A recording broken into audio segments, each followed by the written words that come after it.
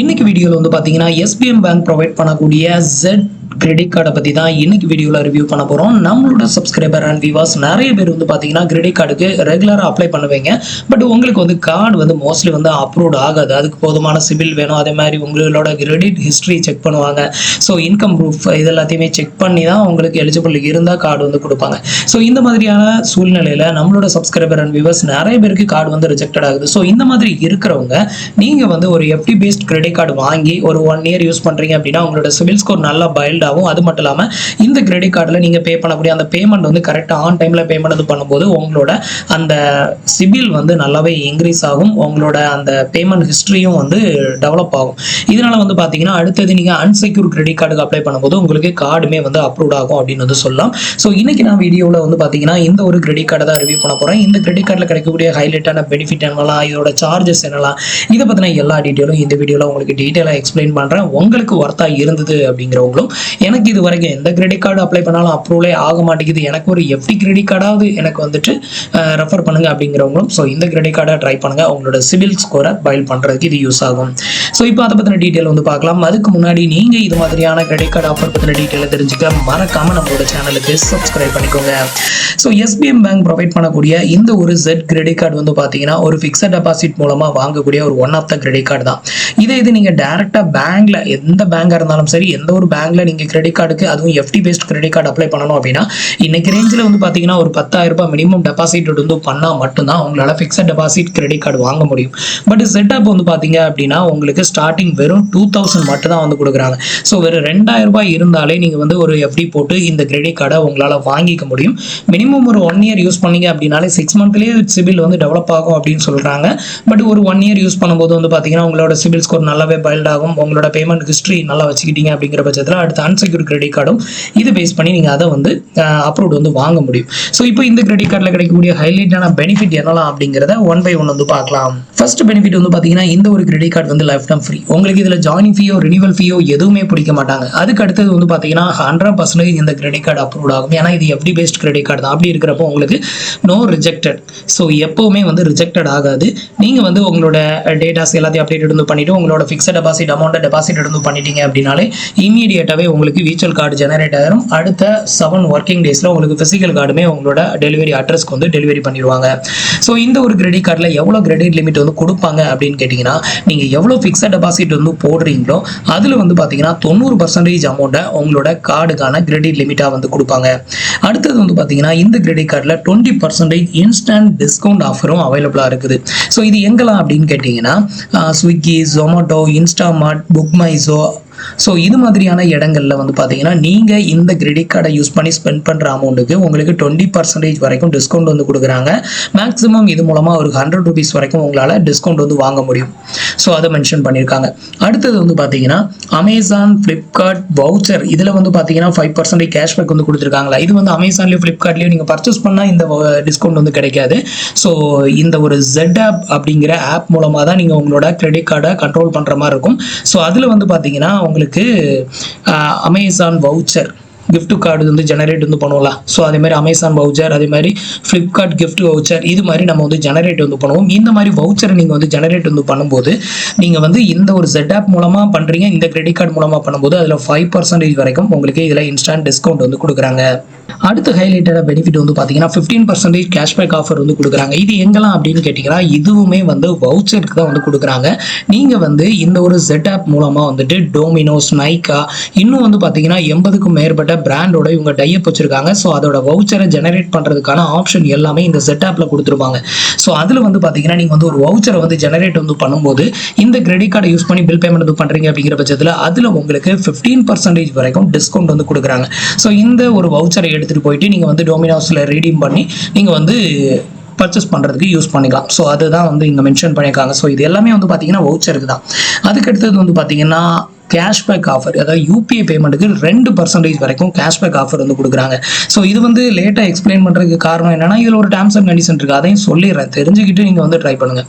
So இதில் என்ன அப்படின்னு கேட்டிங்கன்னா, நீங்கள் வந்துட்டு ஒரு subscription plan, monthly subscription plan எடுத்தீங்க அப்படின்னா 2% கேஷ்பேக் வந்து கொடுக்குறாங்க. இந்த சப்ஸ்கிரிப்ஷன் பிளான் அமௌண்ட் வந்து பார்த்தீங்கன்னா 99 ரூபா நீங்கள் வந்து பே பண்ணீங்க அப்படின்னா உங்களுக்கு யூபிஐ பேமெண்ட்டுக்கு, அதாவது ஜெட் ஆப் அப்படிங்கிறது அது ஒரு யூபிஐ பேமெண்ட் ஆப்ஸ் மாதிரி ஒர்க் ஆகும். ஸோ அதில் ஸ்கேன் அண்ட் பே ஆப்ஷனை யூஸ் பண்ணி இந்த கிரெடிட் கார்டு மூலமாக நீங்கள் வந்து பேமெண்ட் வந்து பண்ணுறீங்க அப்படிங்கிற பட்சத்தில் அதில் உங்களுக்கு 2% கேஷ்பேக் வந்து கிடைக்கும். இந்த 2% கேஷ்பேக் வாங்குறதுக்கு நீங்கள் மந்த்லி 99 ரூபீஸ் சப்ஸ்கிரிப்ஷன் எடுத்தீங்க அப்படின்னா உங்களுக்கு அந்த 2% டிஸ்கவுண்ட் வந்து கிடைக்கும். மேக்ஸிமம் இது மூலமாக உங்களால் 500 ரூபாய் வரைக்கும் பர் மந்த்துக்கு உங்களால் சேவ் பண்ண முடியும் அப்படின்னு சொல்லியிருக்காங்க, மேக்ஸிமம் கேஷ்பேக்.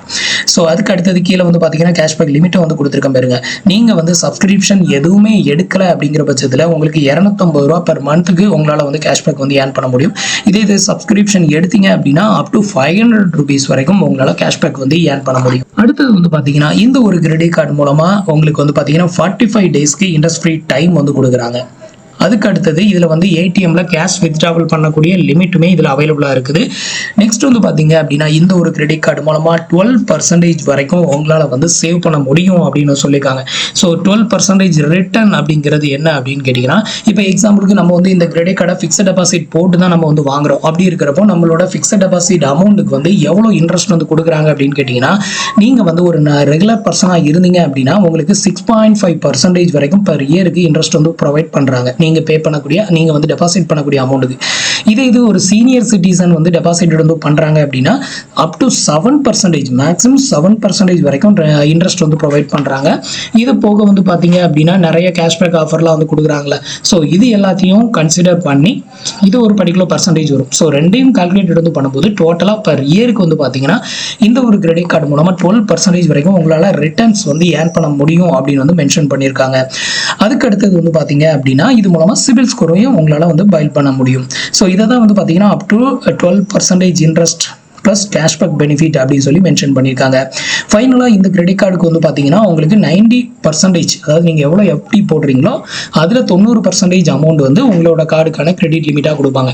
மினிமம் ஒரு 5000 அந்த மாதிரி வந்து போடும்போது உங்களுக்கு 4500 ரூபாய் வரைக்கும் உங்களுக்கு அந்த கார்டுக்கான கிரெடிட் லிமிட் வந்து கிடைக்கும். அடுத்தது இந்த கிரெடிட் கார்டு வந்து பார்த்தீங்கன்னா நீங்கள் சேலரியாக இருந்தாலும் சரி, செல்ஃப் எம்ப்ளாயாக இருந்தாலும் சரி, ஸ்டூடெண்ட்டாக இருந்தாலும் சரி, இல்லை நான் வேலைக்கே போகலப்பா நான் வீட்டில் வெட்டியாக தான் இருக்கேன் அப்படின்னாலும் சரி, எனக்கு வந்து இந்த கிரெடிட் கார்டு கிடைக்குமா அப்படின்னு கேட்டிங்கன்னா 100% யார் வேணாலும் இந்த கிரெடிட் கார்டுக்கு அப்ளை பண்ணலாம். மினிமம் உங்களோட ஏஜ் வந்து 18 வயசுக்கு மேலே இருக்கிற யார் வேணாலும் இந்த ஒரு கிரெடிட் கார்டை நீங்கள் வந்து அப்ளை பண்ணி வாங்கிக்க முடியும். ஸோ இது வரைக்கும் வந்து பார்த்தீங்கன்னா இதோட பெனிஃபிட்டை பார்த்தோம். அடுத்தது இதில் பிடிக்கக்கூடிய ஒரு சில சார்ஜஸையும் வந்து எக்ஸ்பிளைன் பண்ணுறேன், அதையும் பார்த்துருங்க. ஸோ இது வந்து பார்த்தீங்க அப்படின்னா நம்ம இப்போ அப்ளை பண்ண போகிற இந்த கிரெடிட் கார்டில் பிடிக்கக்கூடிய சார்ஜஸ் என்னலாம் அப்படிங்கிறத இங்கே வந்து பார்க்கலாம். ஸோ இதில் வந்து பார்த்தீங்கன்னா கேஷ் வித்ட்ராவல் லிமிட் வந்து அவைலபிளாக இருக்குது அப்படின்னு சொல்லியிருந்தாலும் எவ்வளோ அப்படின்னு கேட்டிங்கன்னா உங்களோட கிரெடிட் கார்டோட கிரெடிட் லிமிட்டில் 50% அமௌண்ட்டை நீங்கள் ஏடிஎம்ல கேஷாக வித்ட்ராவல் வந்து பண்ணிக்கலாம்.